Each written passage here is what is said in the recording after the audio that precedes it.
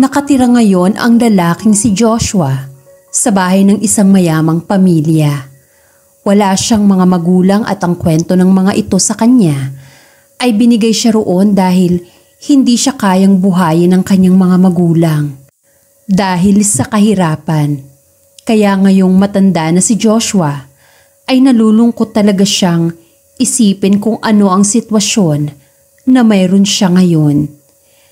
Ngunit sa paninirahan naman doon ni Joshua ay hindi nga siya tinuturing ng mga ito bilang kapamilya.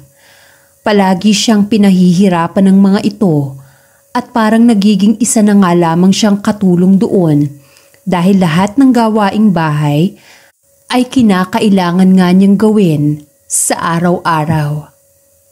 Isang araw naman, habang kumakain si Joshua ng kanyang almusal, ay bigla nga siyang tinawag ng kinikilala niyang mommy, si Alma. "Joshua, pagtapos mo riyan, maglinis ka ng buong bahay ha, dahil may darating akong bisita mamaya. Labhan mo na rin ang mga damit namin, dahil nakakahiya sa kanila kung makikita nilang nakatambak dito sa bahay ang maruruming damit." Dahil sa sinabi ng kanyang mommy Alma, ay kaagad na tinapos ni Joshua ang kanyang pagkain at dali-daling naglinis ng buong bahay. Halos maligo na nga rin sa pawis itong si Joshua dahil sa kanyang pagod sapagkat napakalaki nga ng bahay na nililinis niya pero pinagpapatuloy na lamang niya ang kanyang ginagawa. Matapos namang linisin ni Joshua ang buong bahay ng kanyang mommy Alma, ay dumiretso na siya sa paglalaba ng damit ng mga ito. Naging mahirap nga ang kanyang ginagawang ito dahil ang kanyang mga kamay lamang ang ginagamit ni Joshua sa paglalaban niya. Binibilisan na lamang niya ang ginagawa niya dahil baka nga raw dumating na kaagad ang mga bisita ng kanyang mommy Alma. Subalit sa sobrang pagod niya ay sandali muna siyang nagpahinga. Pero nang magpahinga nga si Joshua, ay nakita siya ng kanyang mommy Alma. Kaya naman sinigawan siya nito at pinagalitan. "Anong ginagawa mo, Joshua? Hindi ba't pinaglalaba kita? Pero bakit hindi ka kumikilos dyan? Napakatamad mo talaga, Joshua. Pinapakain ka nga namin dito tapos kukupad-kupad ka pa kung kumilos. Napakawalang silbi mo talaga kahit kailan. Kapag hindi ka pa gumalaw riyan, talagang malilintikan ka sa akin kapag naabutan ka ng mga bisita ko na naglalaba riyan." Kahit sobrang pagod na itong si Joshua, ay wala siyang nagawa kundi ipagpatuloy ang kanyang paglalaba. Hindi kasi niya magawang makapagreklamo dahil totoo naman na ang mga ito ang nagpapakain sa kanya at pinatitira pa siya sa bahay ng mga ito. Mabuti na lamang sapagkat naunang natapos ang paglalaban ni Joshua bago dumating ang mga bisita ng kanyang mommy Alma. Subalit, hindi pa nga nakakapagpahinga gaano itong si Joshua ay kaagad siyang muling inutusan ng mommy Alma niya. "Joshua, tingnan mo nga kung anong meron tayo sa refrigerator at magluto ka ng ulam. Dito magtatanghilian ang mga bisita ko kaya siguraduhin mong masarap ang iluluto mo ha? Dahil kung hindi, malalagot ka sa akin kapag nakaalis na sila." Kahit sobrang pagkapagod ang nararamdaman nitong si Joshua, ay nakangiti naman siyang sumagot dito. "Sige po, Mami Alma, wala pong problema. Huwag po kayong mag-alala dahil hindi ko po kayo ipapahiya sa mga bisita niyo."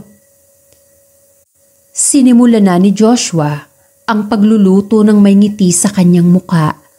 Sa lahat kasi ng ginagawa niya ay ang pagluluto talaga ang kinahihiligan niya at talagang sigurado siyang masarap ang ihahain niya nang sa ganon ay maging masarap din ang tanghalian ng mga bisita ng kanyang mommy Alma.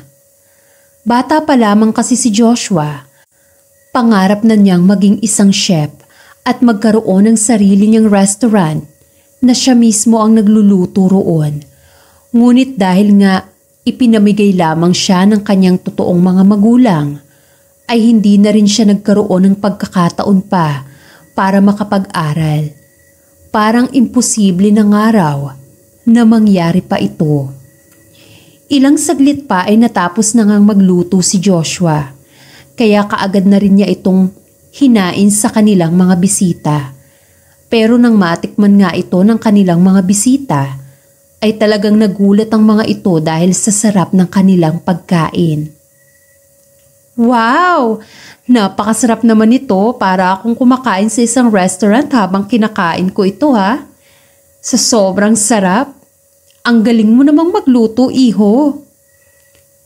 Sobrang saya nga ni Joshua nang puriin siya ng mga bisita nila. Kaya matapos iyon, ay nakapagpahinga na rin siya. Subalit paglipas naman ng mga araw, ay patuloy pa rin ang pagpapahirap na dinaranas ni Joshua sa loob ng bahay ng kanyang Mommy Alma. Wala siyang ibang ginawa kung hindi maglinis ng buong maghapon. Kaya sa tuwing sumasapit na ang gabi, minsan ay hindi na rin niya nagagawang makakain sapagkat nakakatulog na siya kaagad sa sobrang pagkapagod niya. Isang araw muli ay kakatapos nga lamang ni Joshua na maghugas naman ng mga plato, kung kaya't sandali muna siyang umupo dahil maya-maya ay maglilinis na ulit siya ng buong bahay. Subalit nang makita nga siya ng kanyang mommy na nakaupo lamang ay sinigawan na naman siya nito. Bakit naman paupo-upo ka lamang dyan, Joshua? Eto na nga bang sinasabi ko? Kapag hindi ako nakatingin, napakakupad mong kumilos. Nagulat talaga si Joshua dahil sa sinabi ng kanyang Mommy Alma. Sa mga sinasabi niya nga raw kasi nito, ay parang ayaw siya nitong pagpahingahin at kinakailangan niyang minu-minuto ay gumagawa siya. Kaya naman sumagot na siya rito. Bala ko rin naman pong maglinis kaagad ng buong bahay. Naabutan niyo lamang po akong nakaupo at nagpapahinga. Pero ang totoo, katatapos ko lamang pong maghugas ng mga plato. Hindi ikinatuwa ng kanyang Mommy Alma ang sinabing ito ni Joshua sa kanya. Kaya mas nagalit ito. Kailan ka pa natutong sumagot sa akin, Joshua? Hindi ka ba nahihiya sa mga ginagawa mo? Dito ka na nga namin pinatira. Tapos nakukuha mo pa akong sagot-sagutin? Wala ka talagang modo. Sige, ayusin mo na lahat ng gamit mo at lumayas ka na rito. Simula ngayon, wala na akong pakialam sa'yo. Dahil sa nangyayaring iyon, ay wala nang nagawa pa si Joshua kung hindi iimpake ang lahat ng kanyang mga gamit doon at umalis na sa bahay ng kanyang Mommy Alma. Sa totoo lamang ay ginusto rin naman ni Joshua ang kanyang pag-alis doon dahil sobra-sobra na rin ng kanyang hirap na nararanasan. Pero kahit alam niyang wala siyang bahay na matutuluyan, ay tinuloy niya ang pag-alis sa bahay ng kanyang Mommy Alma. Ngayon ay sa tabing kalsada na lamang naninirahan itong si Joshua at namamalimos na lamang sa mga taong nagdaraan sa kanyang harapan nang sa ganon ay magkaroon siya ng pambili ng kanyang pagkain. Subalit sa sitwasyon nga niya ngayon ay aminado siyang mas maayos pa na tumira sa bahay ng kanyang Mommy Alma dahil kahit papaano ay komportable siyang nakakakain at nakakatulog doon. Ngunit kung papipiliin naman siya, ay pipiliin na lamang din niyang manirahan sa kalsada. Dahil hindi naman siya ganoong nahihirapan, hindi katulad sa bahay ng kanyang Mommy Alma. Sa paglipas ng mga araw ay doon na talaga nararanasan ni Joshua ang tunay na kahirapan sa pagtira sa lansangan. Hindi rin kasi lahat ng tao ay maaawa sa kanya, kaya hindi rin siya nakakaipon ng sapat na pera para makabili ng kanyang makakain. Doon ay sinubukan ng mag-apply ni Joshua ng trabaho sa isang restaurant na malapit sa tabing kalsada na kanyang tinutulugan. At laking pasasalamat naman niya nang tanggapin siya roon bilang isang dishwasher. Kaagad ding nagsimula si Joshua sa kanyang trabaho. At kahit hindi ganoon kalaki ang kanyang sinusweldo, ay pinagpapatuloy niya ito basta't magkaroon siya ng pambili ng pagkain sa araw-araw na paninirahan niya sa kalsada. Naging masaya si Joshua roon dahil nakikita niya kung paano lutuin ng chef ang bawat pagkain na hinahain sa mga customers. At sa panunood lamang ni Joshua ay unti-unti rin siyang natututo roon. Nagtrabaho si Joshua ng ilang taon sa restaurant na yon bilang dishwasher. At dahil din doon ay nakaipon nga siya ng sapat na pera para magkaroon ng sarili niyang negosyo. Nag-resign na rin siya sa kanyang trabaho at nagpatayo na siya ng sarili niyang maliit na kainan. Tutal ay marunong naman siyang magluto. Ginamit ni Joshua ang lahat ng kanyang nalalaman pagdating sa pagluluto para maihain sa mga taong kumakain sa kanyang kainan ang pinakamasasarap na pagkain na kaya niyang gawin. At dahil nga roon ay kaagad na tinangkilik ng mga tao ang maliit na kainan ni Joshua. Kaya naman araw-araw ay pinipilahan na ang kanyang maliit na kainan. Dahil sa pag-usbong ng negosyo ngayon ni Joshua ay muli siyang nakaipon ng malaking pera. Rumenta na siya ng isang apartment para doon manirahan at kumuha na rin ng kanyang mga tauhan para tulungan siyang asikasuhin ang kanyang kainan. Dahil hindi na niya ito kayang mag-isa sa dami ng nagiging customers niya sa araw-araw. Hindi nagtagal ay unti-unti na ngang napapalago ni Joshua ang kanyang negosyo. Ang dati niyang maliit na kainan ay napalaki niya nang sa ganun ay mas marami pang mga tao ang makakain doon. Tuwang-tuwa talaga si Joshua dahil sa nangyayari sa kanyang buhay. Ngayon ay napagtanto niya na hindi pa huli ang lahat para sa matagal na niyang pinapangarap na maging isang chef sa sarili niyang restaurant. Sapagkat nang muling makaipon si Joshua ng malaking halaga ng pera, ay mas pinalaki niya ang pagmamay-ari niyang kainan para gawin itong isang restaurant. Ngayon ay nagagawa na ni Joshua ang matagal niyang gustong gawin. Binibigay niya ang lahat ng kanyang makakaya para mas mapasarap pa ang mga niluluto niya na isiniserve nila sa bawat customers nila. At minsan ay napapaiyak na lamang siya dahil hindi niya inakala na makakarating pala siya sa ganitong antas ng buhay. Isang araw habang nasa kanyang restaurant itong si Joshua, ay sandali siyang lumabas para magpahangin. Nakakapagod din naman kasi kung tuloy-tuloy na magluluto ka kaya iniwan muna niya ang iba pang mga chef doon para ipagluto ang kanilang mga customers. Ilang minuto ang makalipas ay muling pumasok si Joshua para ituloy na ang kanyang trabaho. Nagulat siya nang makita niyang kumakain sa loob ng kanyang restaurant ang dati niyang kinikilalang magulang, si Mommy Alma. Masaya niya itong nilapitan at binati. Mommy Alma, kamusta na po kayo? Sobrang tagal na po noong huli tayong nagkita.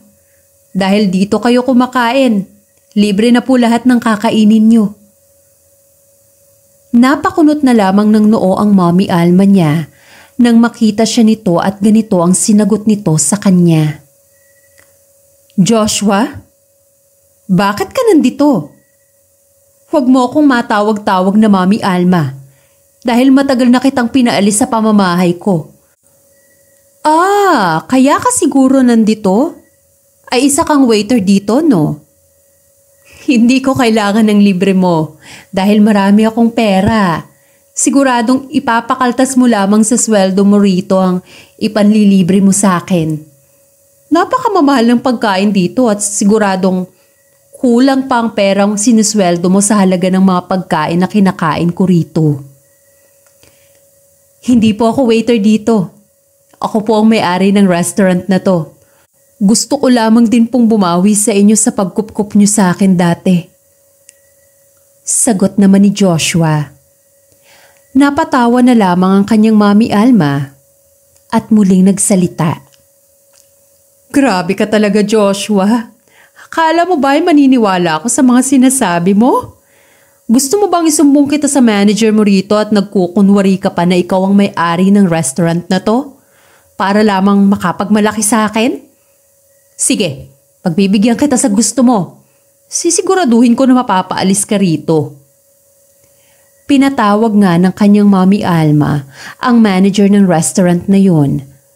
At noong makausap na niya ito, ay muling nagsalita ang Mami Alma niya. Nagpapasikat sa akin ng isa niyong waiter dito na si Joshua. Siya raw ang may-ari ng restaurant na to. Kinugulo niya rin ako sa pagkain ko rito kaya mas mabuting tanggalin niyo na sa trabaho yan.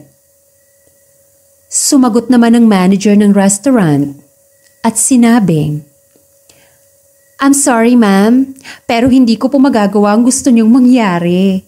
Totoo po ang sinabi sa inyo ni Sir Joshua dahil siya po ang nagmamay-ari ng restaurant na to. Gulat na gulat talaga ang kanyang Mami Alma at hindi ito makapaniwala sa kung paano nagawa ni Joshua na magkaroon ng isang restaurant dahil dati ay pinalayas lang niya ito at alam niyang walang-wala itong kapera-pera dati.